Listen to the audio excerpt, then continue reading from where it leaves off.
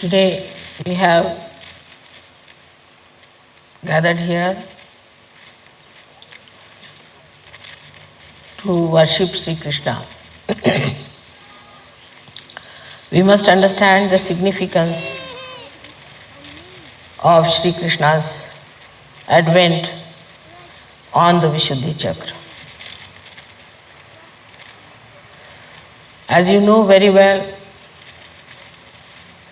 except for once or twice,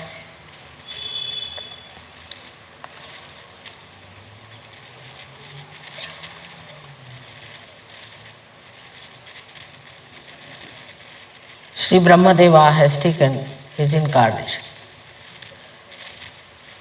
Also once Sri Ganesha has taken his birth as Lord Jesus Christ.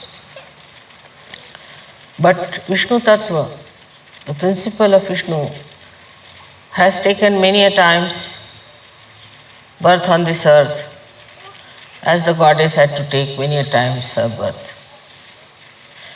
They had to work together many a times, and with the principle of Vishnu, the principle of Mahalakshmi has acted to help the ascent of the people. So the principle of Vishnu is for your ascent, for the evolutionary process of human beings.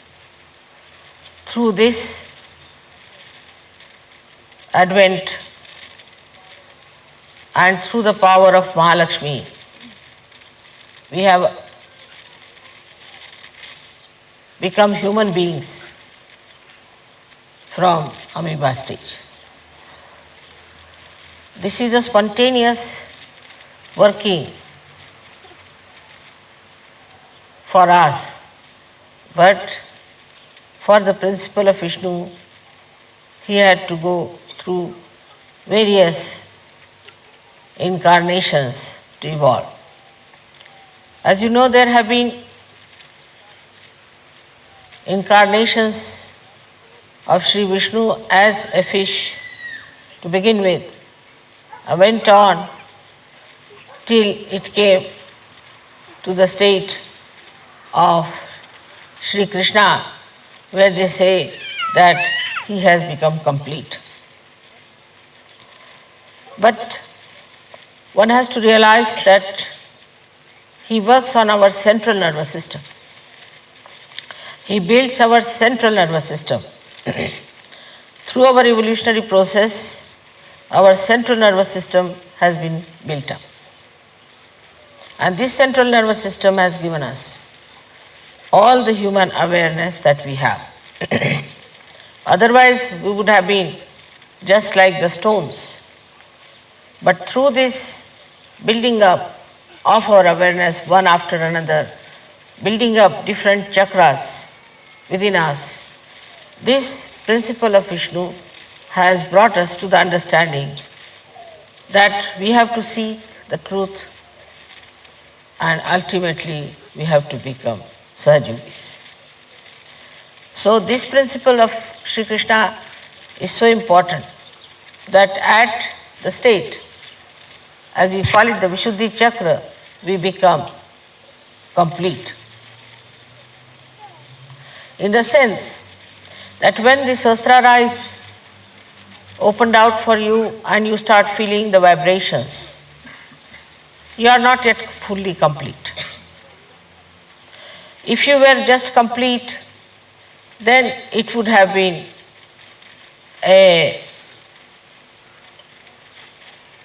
an end of your evolution. Because at that stage, if you had finished it, then there was no need to have Sahajog. But actually it means that once the Sahasrara is opened out, then you have to come down to your Vishuddhi Chakra. That means to your collective. If it is not working on your Vishuddhi Chakra, the enlightenment on Vishuddhi Chakra, you cannot feel the vibrations. As you saw yesterday, the artist started playing in a very new dimension. It's not that only they got awakening of the Kundalini. The awakening of the Kundalini was there, no doubt. But it had to come down to their Vishuddhi Chakra. If I could not have brought it back to their Vishuddhi Chakra, their hands would not have moved that fast. They would have never felt the sweetness, the madhurya of Sri Krishna, and they would not have manifested it. So, all that is expressed through your fingers and hands achieves that new awareness of creating the madhurya, the sweetness. In your art, in your music, in your gestures, in every way your hands are very important. But Vishuddhi Chakra also plays part, as you know, on the 16 chakras or the subplexuses which look after our face, our ears, nose, eyes, neck. All these things are looked after by Vishuddhi Chakra.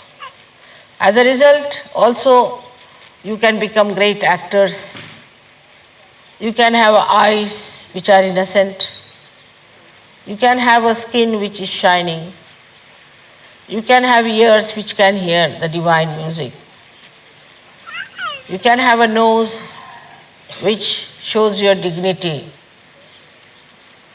In the same way, your whole facial expression changes. If you are a very harsh person and a hot-tempered person, and you have harshness on your face, or else if you are like a beggar all the time, or you are crying all the time, weeping, your face looks so miserable, everything changes and comes into the center where you look beautiful, you look attractive in the divine way, and also you get a very sweet countenance.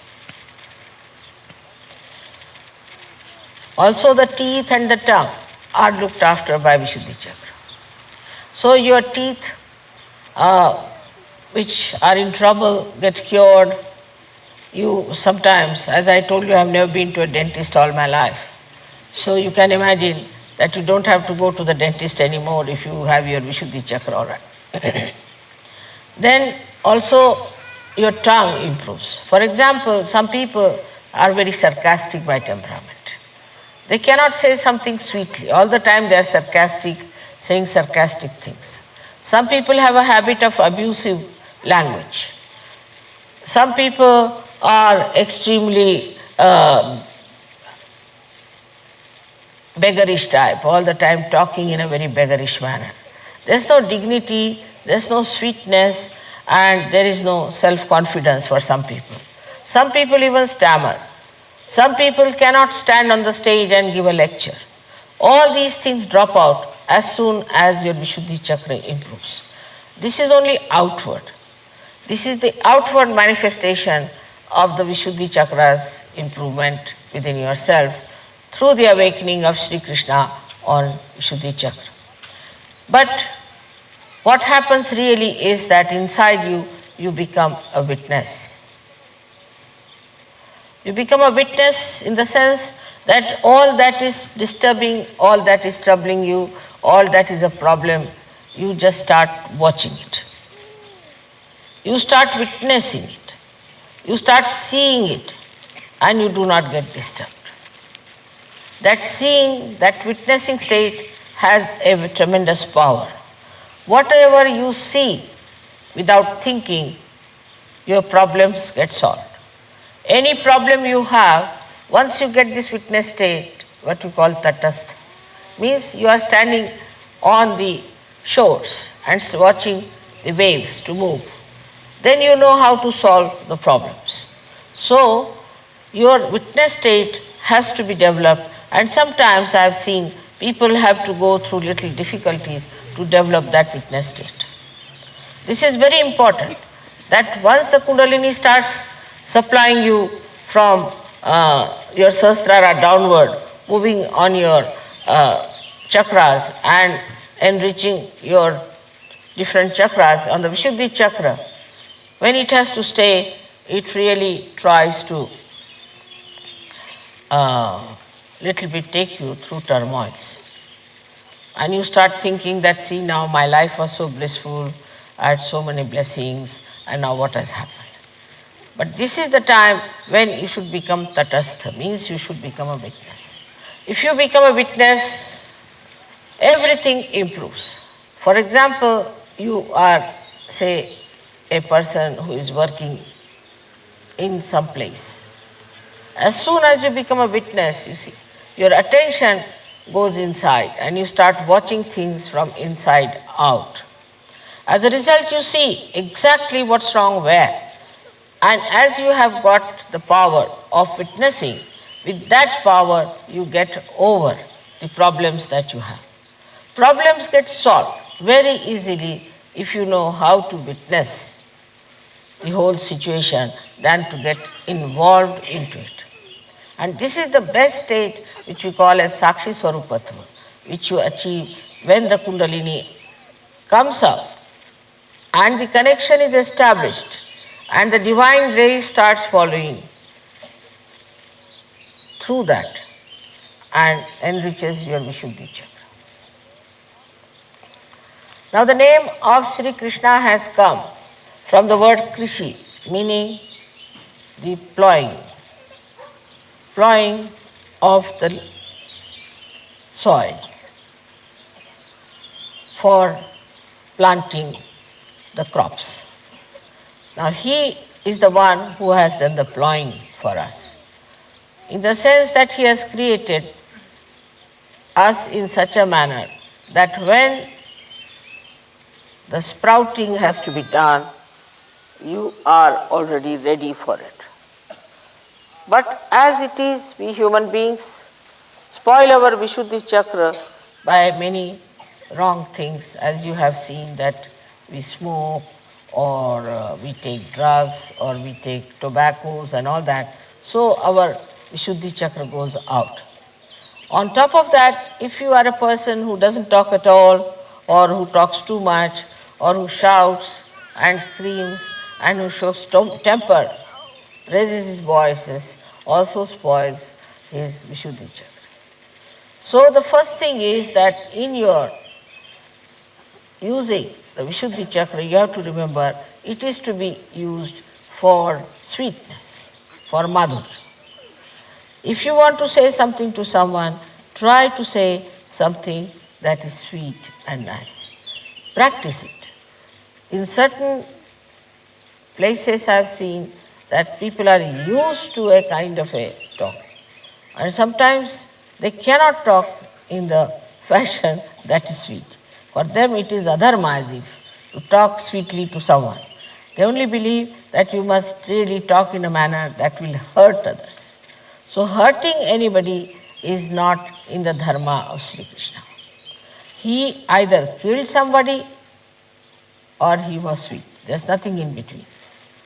Either you have to be sweet to people or you have to kill someone. Now killing part you leave it. So you have to be only sweet. You all have to be sweet to each other. Especially among Sahajogis, you have to be extremely sweet to each other. And dealing with others also, sweetly you have to tell them. If you find anything wrong with them, they see this is not good. You are now come to Sahajoga, now you must behave like this or behave like that. Now, Sri Krishna's life has another very significant role to play. That is, he came on this earth after Sri Rama's advent, who was also Sri Vishnu. When Sri Rama came, the people were very ignorant. They had no idea about dharma. So as a king, he wanted to teach them dharma. And so he had to become very serious. So his incarnation was something of a very serious father who is very seriously undergoing all kinds of turmoils and things, and to create an image of a benevolent king. As a result, when his incarnation was over, people became very serious-minded. And all the seriousness started in the religion, all the ritualism started people became extremely rigid, and that rigidity killed all the joy of life. And then all kinds of other things also started with that rigidity, is the beginning of Brahminism. Brahminism started in India when people started using Brahminism as a birthright, while it is not a birthright of anyone to be a Brahmin, but you have to become a Brahmin. After realization, you become a Brahmin. This fact is established not only in Sri Krishna's time, but also in Sri Rama's time, because Sri Rama himself was not a Brahmin. He made a person to write his Ramayana, who was Valmiki, who was a scheduled caste and was a fisherman. Very surprising, he asked this fisherman to write his Ramayana when he was not a Brahmin. And he made him a Brahmin. In the sense, as you have become Brahmins, means knowing the Brahma. Those who know the Brahma are the Brahmins, and not those who are born in the Brahmin caste are Brahmins.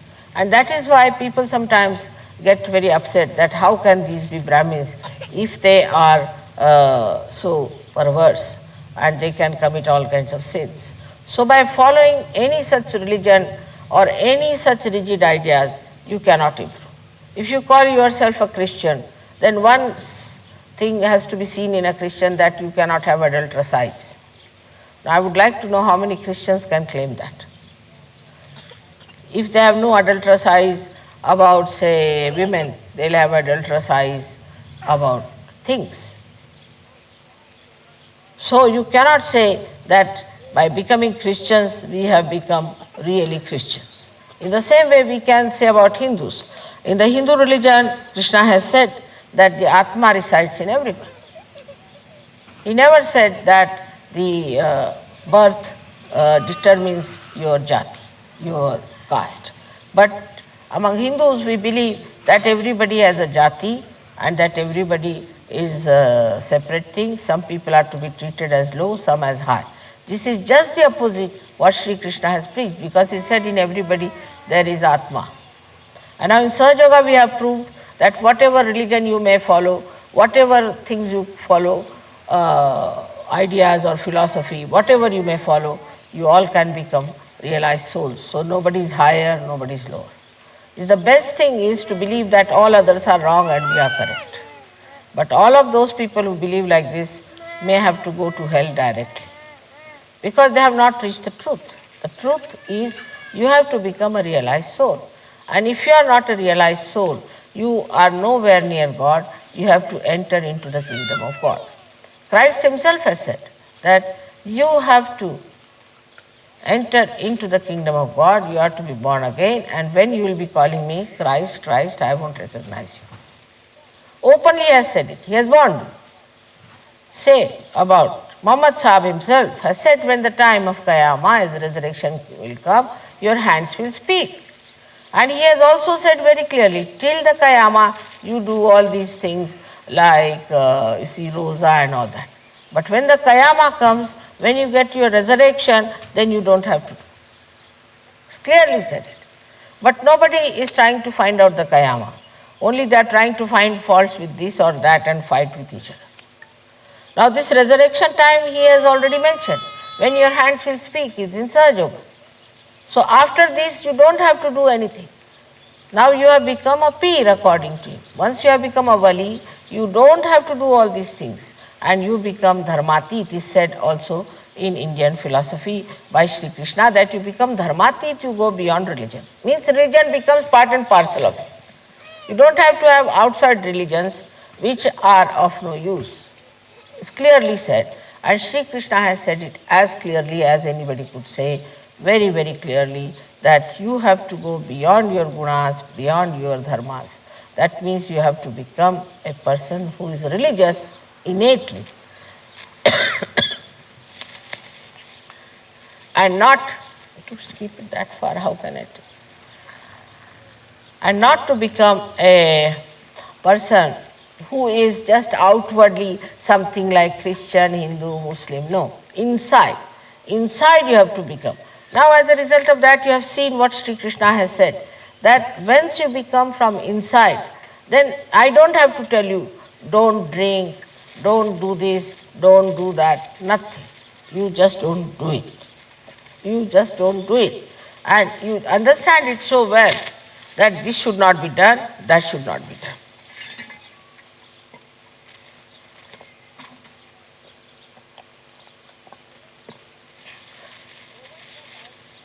To overcome all kind of nonsense of religion, Sri Krishna's advent was there.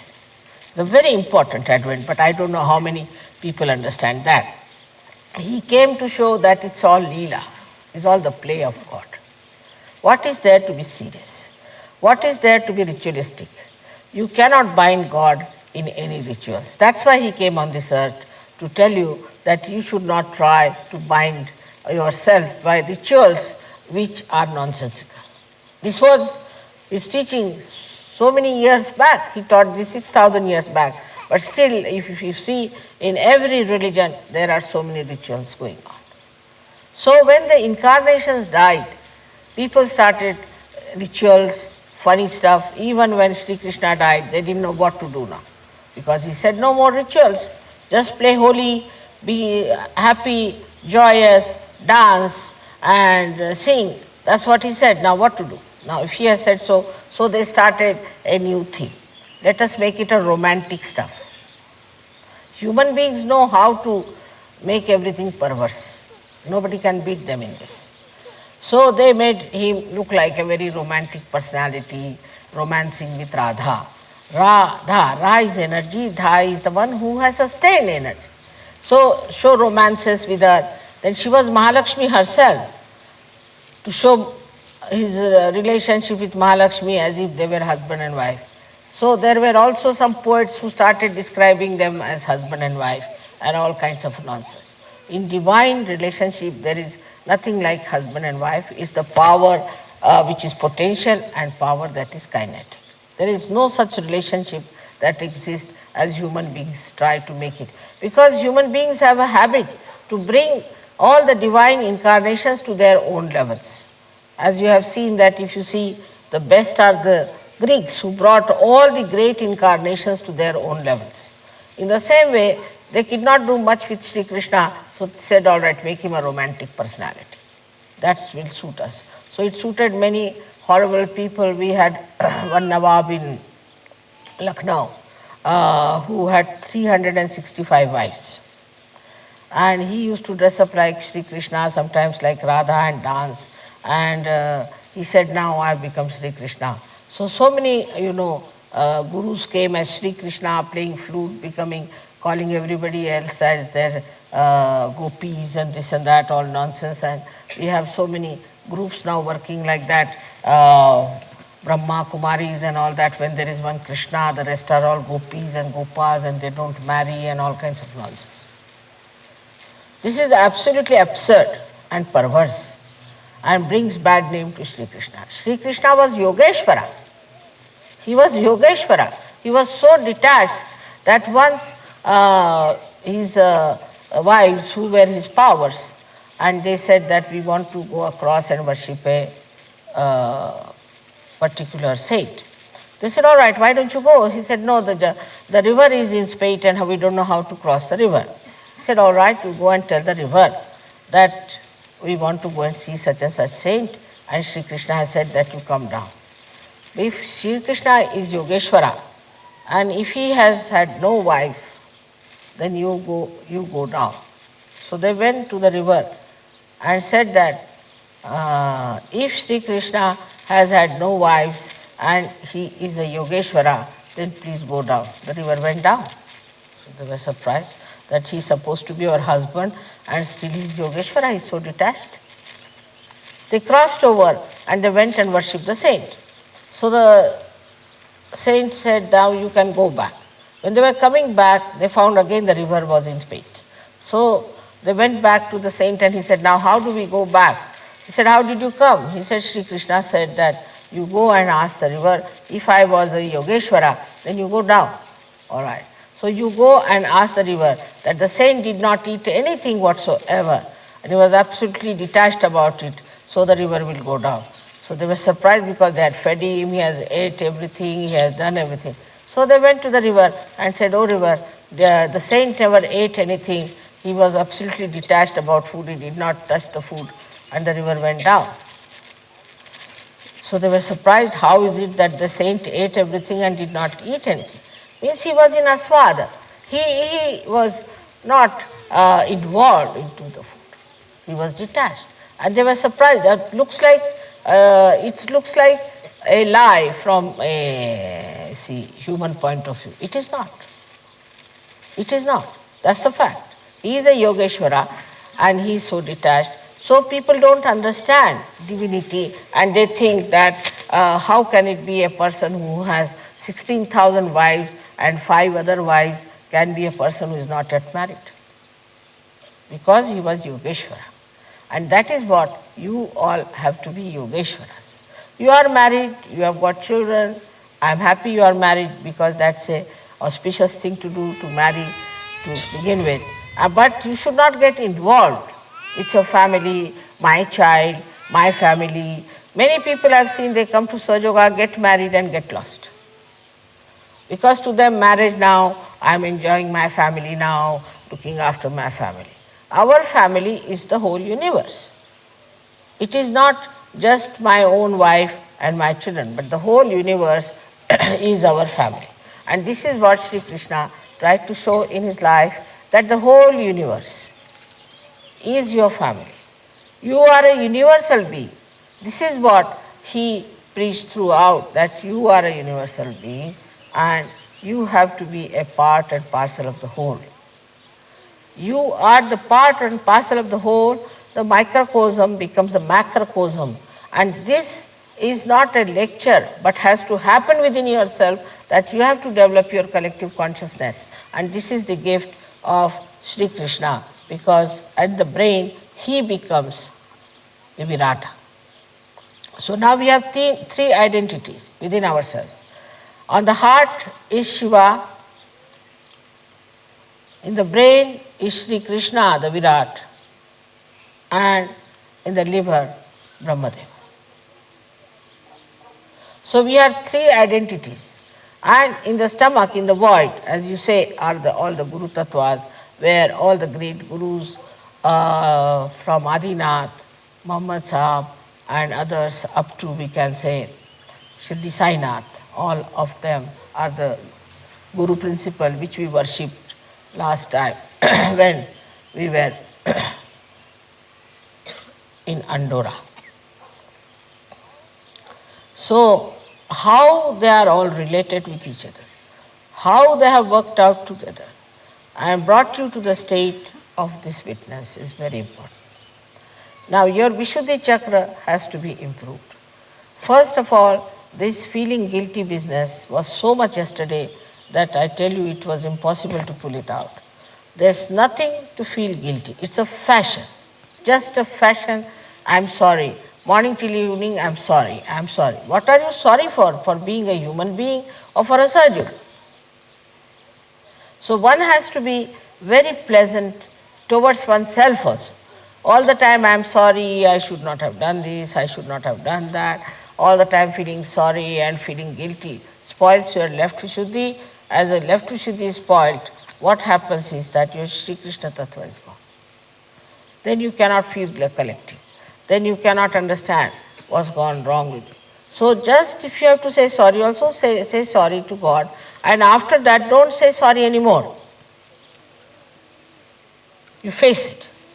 Whatever you have done wrong, all right, face it. This was wrong, all right, it will not be done. Do not argue with it. Do not continue with it. Just face it and say this was wrong and this wrong I will not do again. And it's finished. For you are, after all, saints now. You have become now Valis. You have become now realized souls. You have become now Atmajas. You have got Brahma Chaitanya. You have seen on your heads there was light. You have seen the proof of it. So I don't have to give you second certificate. Only thing, you better understand and be aware of your own position.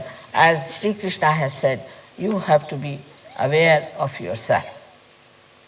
First to get self-realization and then to be aware of your position. then you will be surprised how you develop proper attention and proper understanding.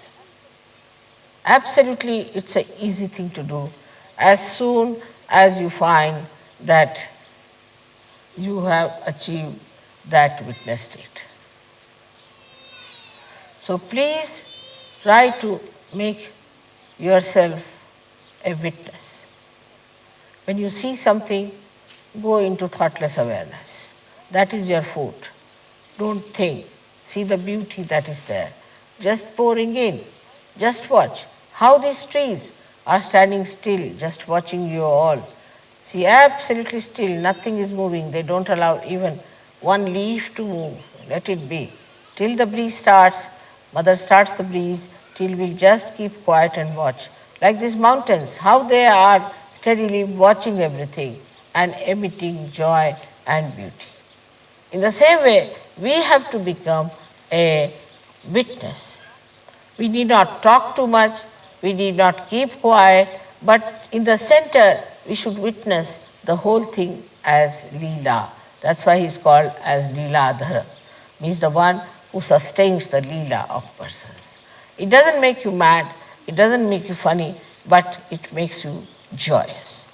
Anything that makes you joyous is the Vishnu principle of Sri Krishna. I hope all of us are going to enjoy our Vishnu principle hereafter as we have enjoyed before by meditating.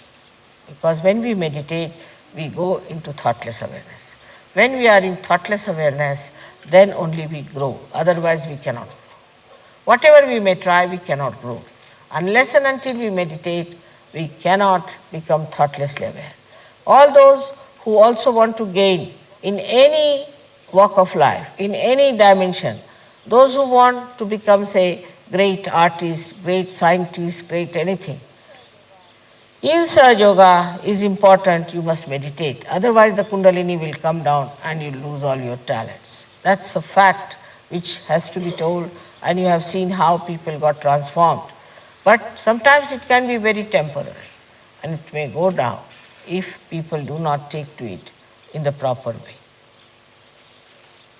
I wish you all very great luck for your witness state.